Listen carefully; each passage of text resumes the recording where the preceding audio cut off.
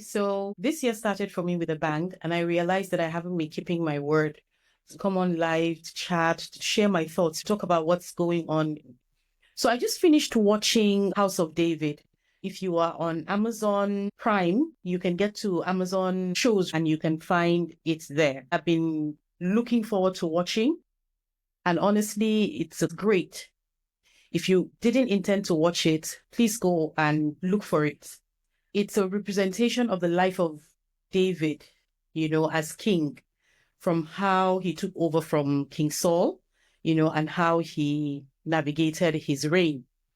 So the first thing that caught me in this first episode was that scene where there was an old man and he was talking about fear. And this is what he said: fear is the enemy and fear is a thief.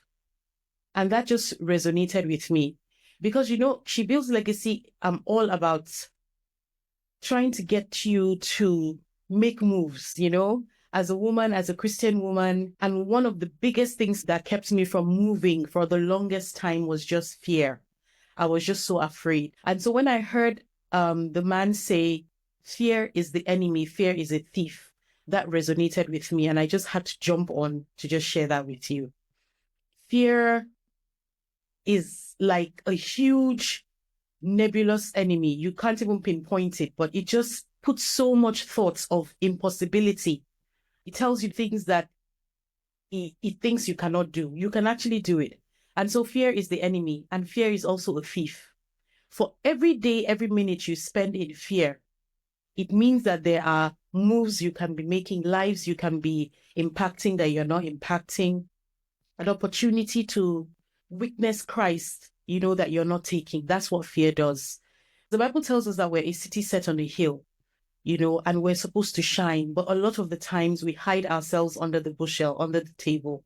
And that's what fear does. It steals opportunities. It steals your voice. It steals your platform. It steals your message if you allow it. I think I've said it again and again. That's the biggest obstacle that I've had to face. I make such a big deal about, hey, you have to leave fear behind. You have to confront your fear. You have to act in courage, And so I created this free guide. I call it 6 steps to busting imposter syndrome. Fear presents itself as you're not good enough. Who do you think you are? Why do you think people will listen to you? Your message is not strong enough. You're not beautiful. You're too fat. You're too short. You're too fair. You're too dark. It tells you all sorts of things. Imposter syndrome does that. I was a victim. It affected me so much. I feel qualified, to share my experience. At the very least, I can share my experience with you and just share with you how I got over it. That's what the guide is about. So if you know that fear is something you deal with, imposter syndrome is something you deal with in any amount, I want you to just click the link somewhere in the caption, get the download. It's so important. I broke it down. Literally what I did to get myself out from a place of fear, into taking action. And getting out of fear is not a straight journey. You do it in steps because it's a mind thing.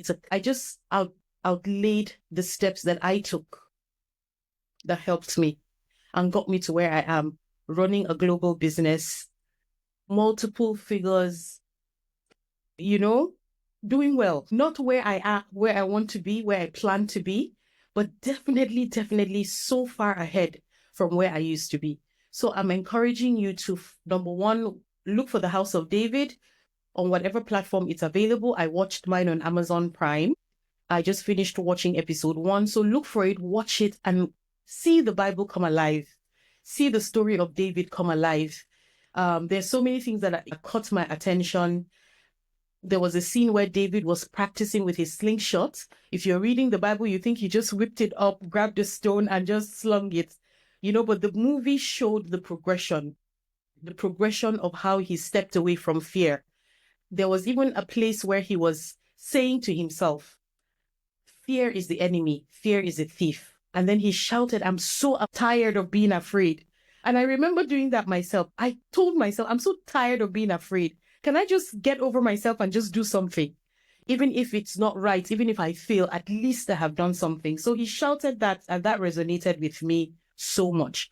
And of course, there was reference to Joshua 1:8, where God told Joshua, do not be afraid, be strong and be courageous, for I'm with you. That verse, I literally kept it, opened my heart, and I put it inside. It has seen me through so much, has propped me up. It has been a brace, crutches. It has just been everything to me, especially when I started out. And even now, there are times, there are dreams or steps you want to take that are so big. And I tell myself, Miriam, be strong, be courageous, for the Lord your God is with you. He will see you through. His wisdom is yours. The mind of Christ is what you have. And so you can do anything. And it's not really about making wrong steps. It's about backtracking when you're wrong, knowing whether to go to the left or to the right, because the Bible assures us that we'll always hear a voice behind our ears. But all of these promises will not come to pass for you if you do not take action. So please take action. The first place of taking action is download the free guide, read it, check it against your routine, your habits, what you do now. If there's anything in that guide, and I'm sure there'll be one or two that you do not currently do or you don't do consistently, please take that guide and begin to incorporate some of the things. Yeah, so I'll be popping in a whole lot more now, sharing my experiences, witnessing what Jesus has done for me, and just get you motivated, to share information with you. That really matters. This is the year I'm going to step up. I'm going to step out. I'm going to be bold. I'm going to be courageous. I'm going to put away all this noise in my ear telling me I can or I cannot. I'm just going to do it. And I know by the grace of God, you're going to find useful things, because this comes out of my sincere experience that I've had with the Holy Spirit and on my Christ walk. Thank you so much for taking the time to listen. I'll see you soon.